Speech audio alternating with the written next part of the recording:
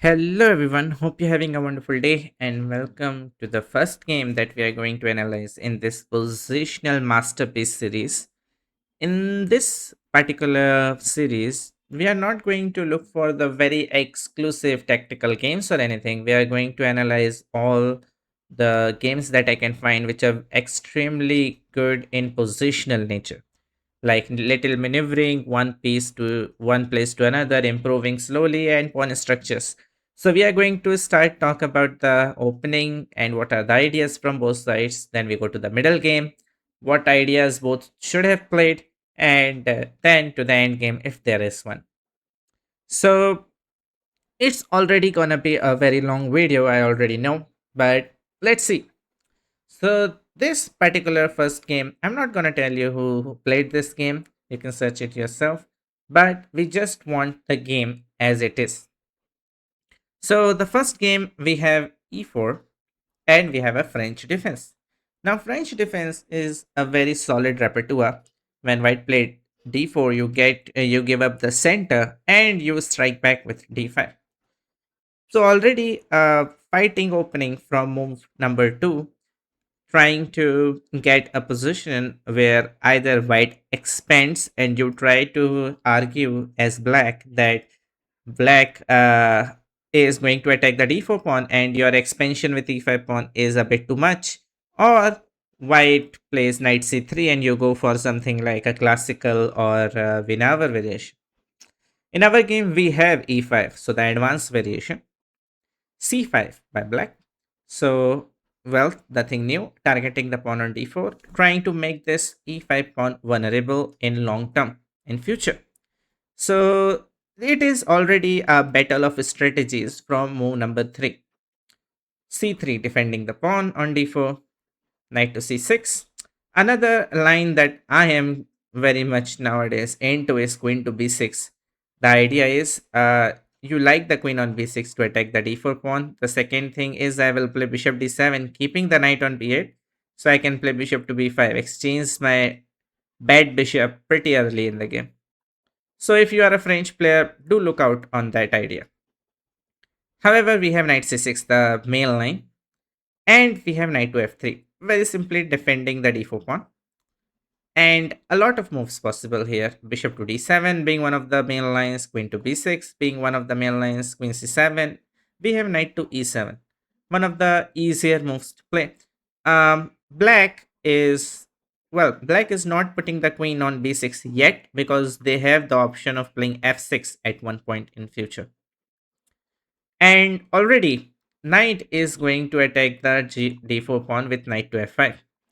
If you try to defend it, let's say bishop to d3, it's not gonna stop knight f5. I'm still gonna play knight on f5. And if you're welcome to take the knight, which is fine, it's a battle of ideas again. However, we have knight to a3. I really like this move. It's still an opening theory, but already I really like white's uh, battle of ideas. Because white is just saying, if you play knight to f5, then I will play knight to c2.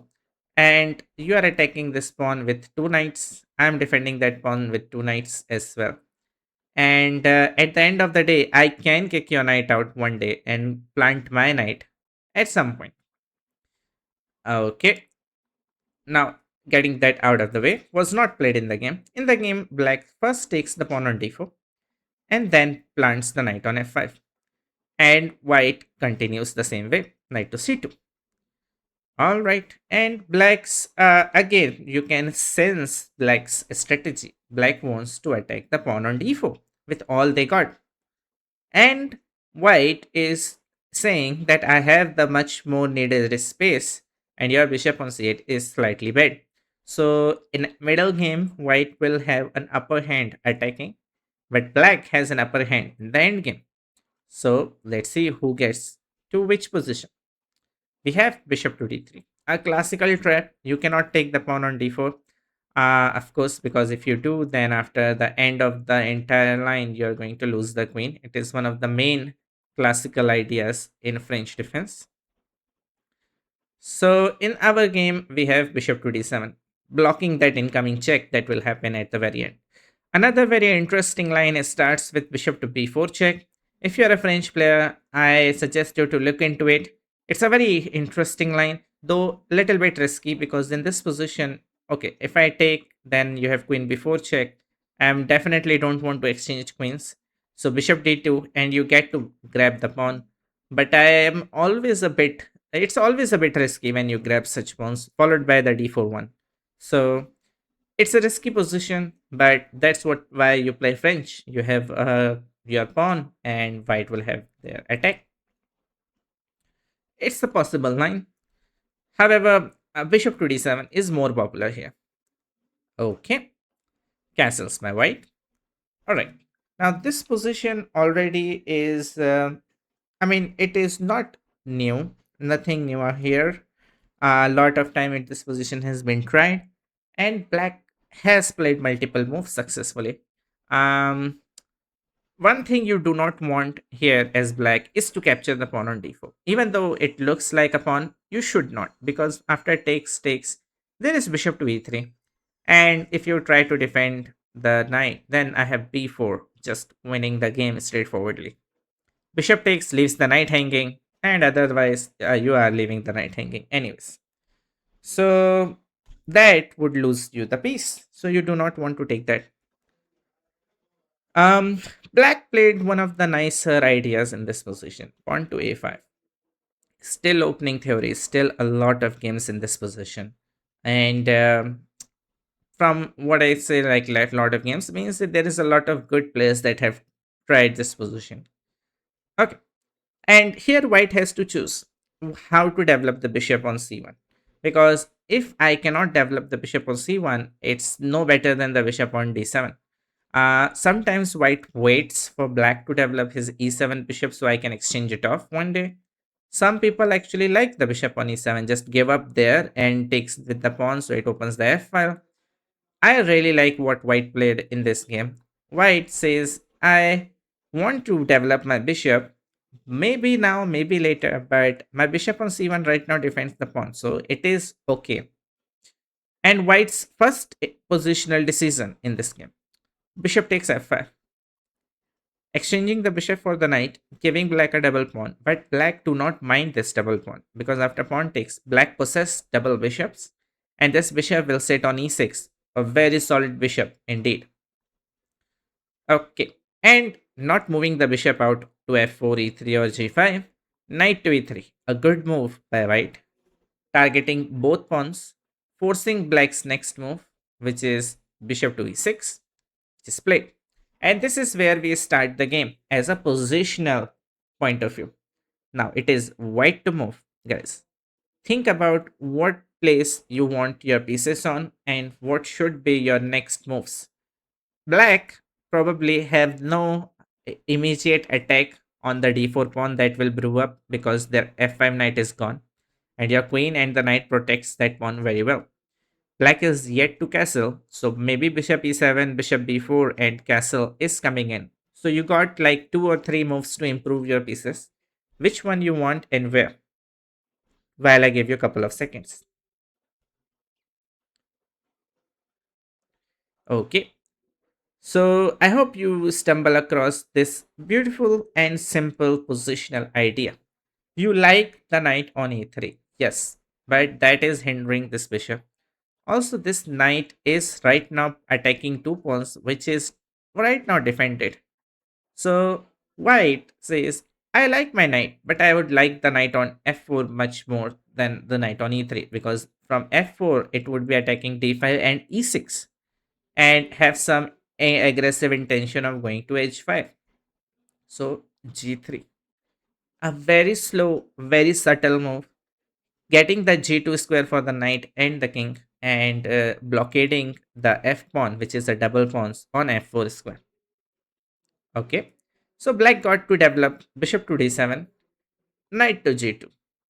Uh, Again, that's the idea of g3, and black found a good move again, h6. You have to battle the strategy with the strategy, and you are basically discouraging the knight from going to the f4 square because you are immediately going to hit it with g5. So white's okay, h4.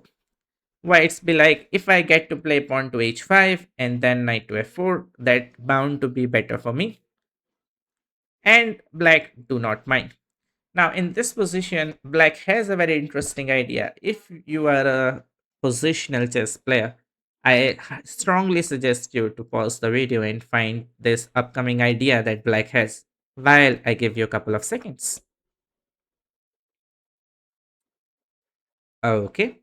I hope you found, well, not castle. Castle is what played in the game.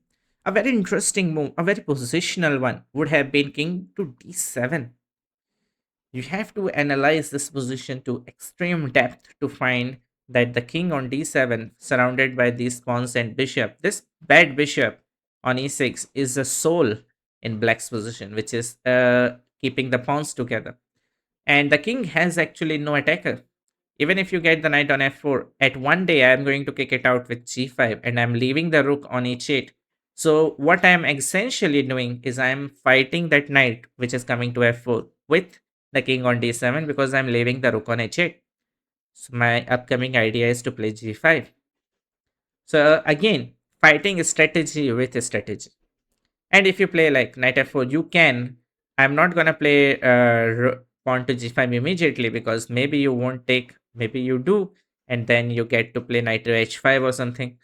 I can just first simply get the c file like rook a to c8, or even rook h to c8. Looks good. Also, this a4 move is always there that you can throw in. Okay, but we have castle short by black. It's a fine move. Nothing wrong with it. Just king to d7 would have been extremely impressive. Okay, white knight to f4. That's the whole point. This knight has a crazy journey from a3 to c2 to e3 to g2 to f4 so far. And now it has a good square. Okay, rook f to c8. Getting the rook on the semi-open file makes sense. By the way, you still cannot really develop this bishop on any good square. Your pawn on b2 is hanging, and so is your rook because you don't have anything on the back rank. And another good move by white. See, guys, you got to defend the pawn on b2 if you want to develop your pieces out, right? So, what you gonna do? A very good and very improving move for white. So, think about it. White to move. What you gonna do? Okay. Now, white finds in this position that I can defend the pawn on b2. I do not want to push it.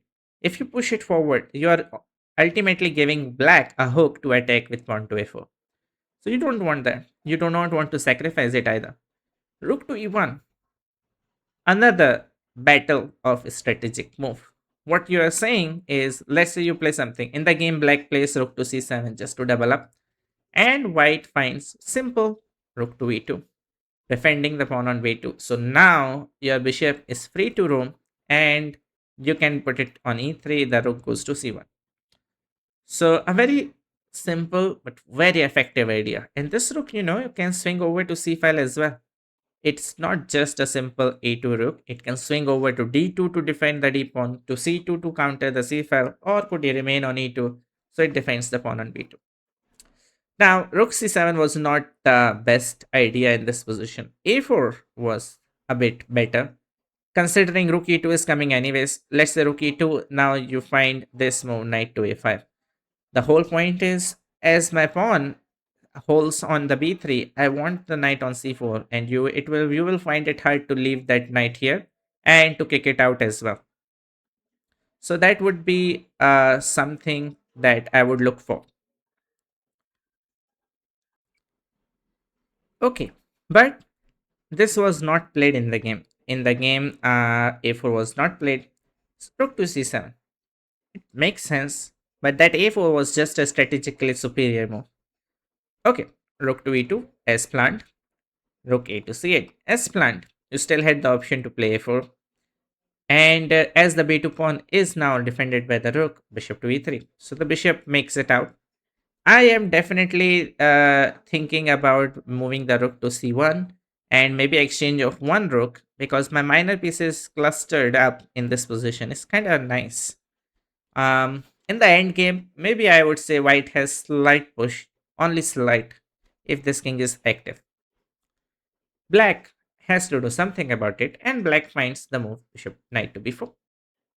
Makes a lot of sense. Now, if you play rook to c1, you are hanging your a2 pawn, and the knight may occur itself on a2, c2, and some disturbance can happen. Okay, white to move. You know what's black's thinking, what's black's idea is. What you gonna do?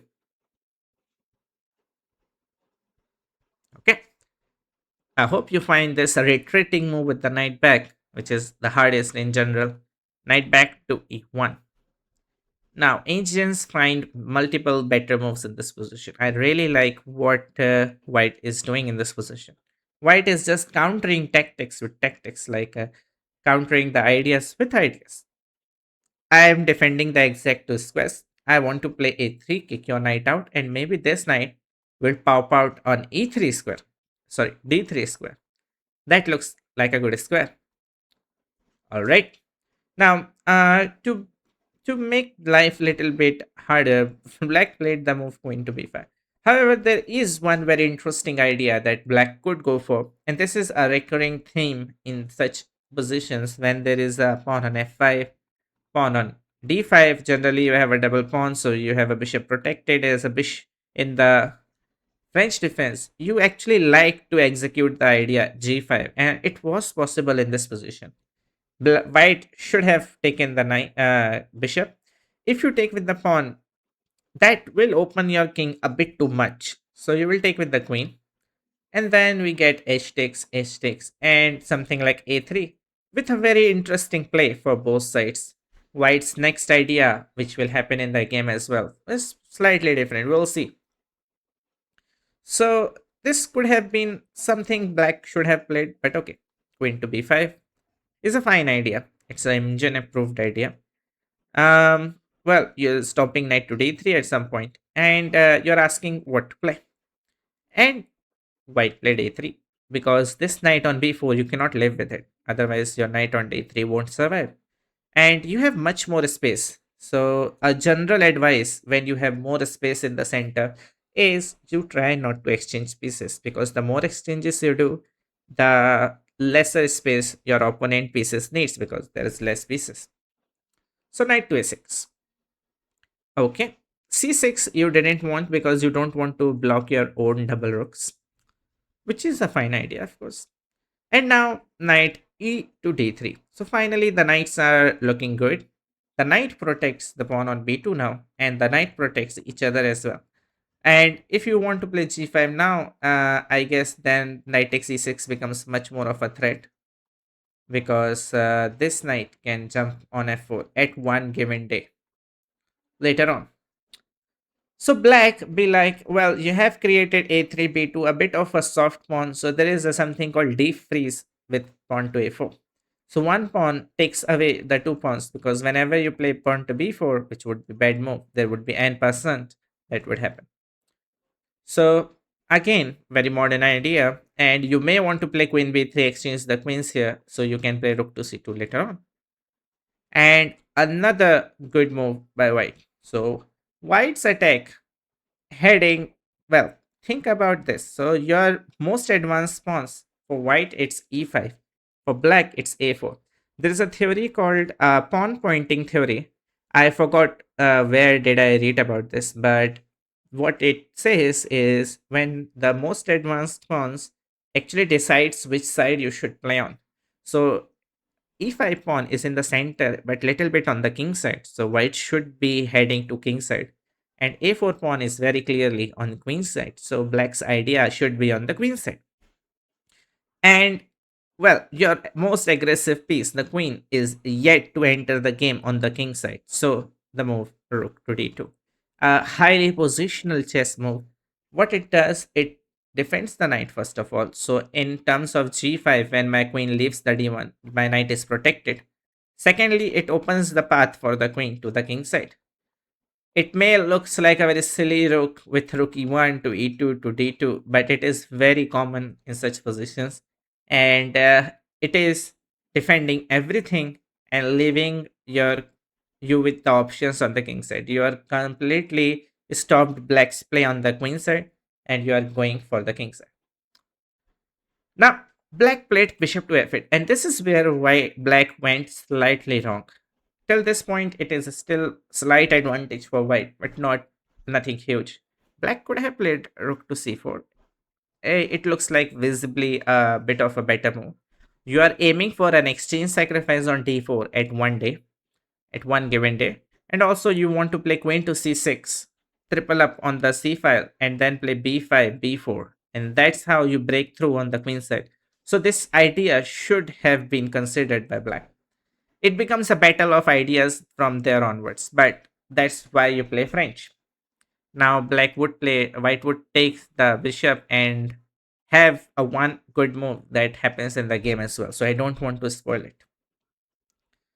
Okay, bishop to f8 and white to move. This is the time to take over the game and it sees the initiative. What should we play as white if you are white? Okay, congratulations to those who found this beautiful, simple, but extremely energetic move. On to g4. What it does? Well, there is a hook on the f pawn. So the f pawn is doubled and weak. Why do you want to exchange it off? Yeah. Well, without this, this f pawn is taking so many squares in the center. That's not a weak pawn at all. That is the heart of black's position. Black is taking everything on the taking care of everything on the king side because there is a double pawn on the f pawn.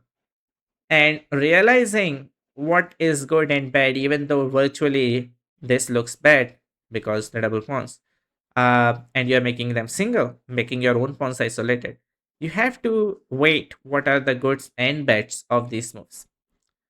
Okay, in the game, bishop to d7 was played. Now, better would have been queen to d7. Now, guys, if you do take the pawn, that is just wrong. Then I will take and play queen takes. And out of nowhere, I have a file opened up against your king. There is a one weakness I'm already attacking. There is a second weakness I'm already attacking. And suddenly, white's attack becomes a very strong one. And your king side looks a bit weakened. So it's not like I'm completely winning or anything, but it this position, you can easily imagine this knight landing on f4, hitting the e6, knight g6, the king goes to h1, this rook joins on g1, and the attack plays itself. You can even throw in this f4 followed by rook g2. So the attack plays itself. That's the point.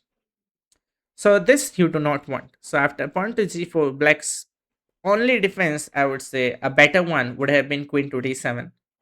It's not like what played in the game is better than like queen d7 is better than that. But okay, here white should not take the f5 pawn because the bishop will just plant itself on this diagonal. So g5 would have been great. The idea is if you push forward h4, well, that is defended. So you let's say you take and then I take, and the one idea after g6 is king g2, then the queen goes to f3, the rook goes to h1, and then queen goes to h3, and you use the open h file for attack. That would have been great. So bishop to d7, just removing the bishop from the knight's attack. And again, white's idea was not to take the pawn on, is to play g5. Same idea. Takes. You cannot really allow white to take on h6. That would be too many weaknesses. And g6. Okay. Now, king g2 comes to mind, but white is playing really, really well in this game, playing one move at a time. Queen to f3 is a really nice move. It comes with an attack on d5. That's the point. And that bishop d7 really highlights why you shouldn't have played that, because now bishop has to retreat back to e6. Otherwise, you lose the pawn. And you shouldn't allow that. Okay, white to move. I already spoiled it, but what would you play if you're white? It's a winning idea in this position, and the one which black has no defense against.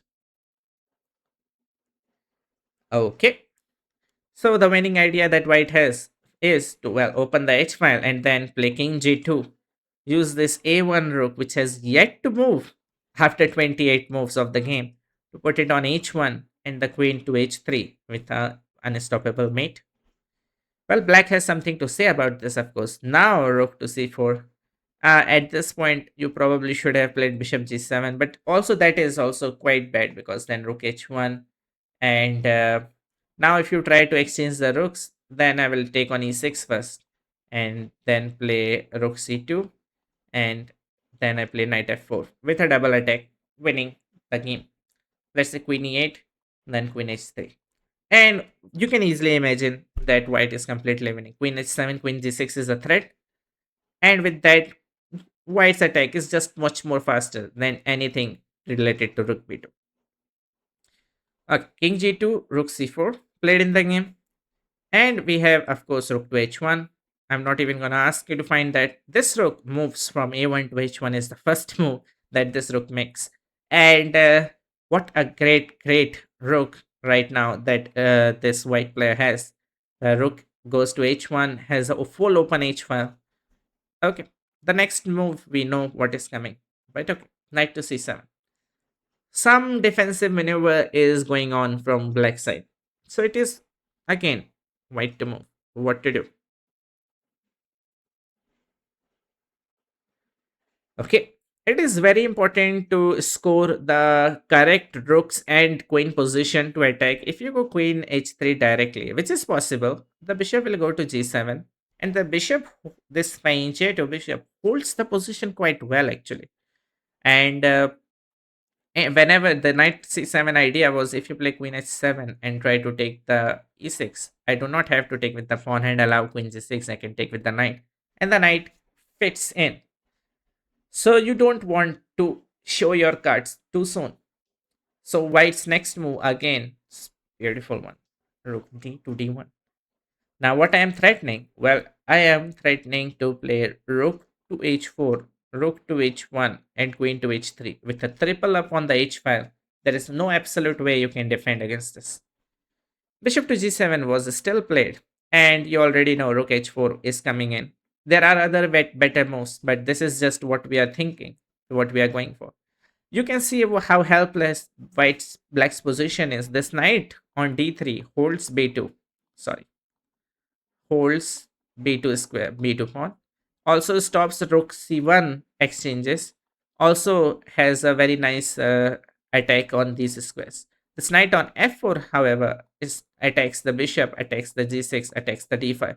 So all of these attacks happens because you have the pieces on the right squares on right time. And this rook is now joining to h1. This bishop holds the d4 pawn like a very strong castle, and this king is completely safe. However, this king just is begging his pieces to save himself, which are very few pieces. So your queenside attack just completely failed because you did not execute it b5, b4 when you had the time. And that is just how the chess goes. When you play a sharp opening like Sicilian or French or anything that has a very sharp queenside versus kingside attacking in nature, you just cannot leave your pieces, and like you don't play any pawn breaks and things that okay, one day I will. When you're playing strong players, they are just going to crush you just by putting their pieces on right squares. Queen d7. Now black is going full on defensive mode. Maybe now they will play b5, but it's just too late. Rook d to h1, and okay, queen to d8 was okay. G5 pawn is hanging, so you got to defend against it. So simple queen g3. You are in no hurry to take the play queen to h3 and allow queen takes g5 check, even though it may still be winning. But why? Now your idea is to go rook h7 and queen h5. It will keep queen h4, keeps the defense of the pawn. Knight b5, finally trying to hit the pawn on a3, hit the pawn on d4, which eventually will be lost. But white calculates this extremely precisely and plays rook to h7. I already said this, so I'm not gonna ask you to find this. Black still wait for the pawn grab, and white played queen h4. And there is no absolute way to defend against what's coming next. So this is where black just resigned after queen to h4. There's just no absolute way to defend against this. So if black play king to f8, I'm just gonna leave you with this one mystery: what to play and how to win as white. So if you find this tactics, comment down below. And yeah, This concludes the first instructive positional play by White, and follow for more.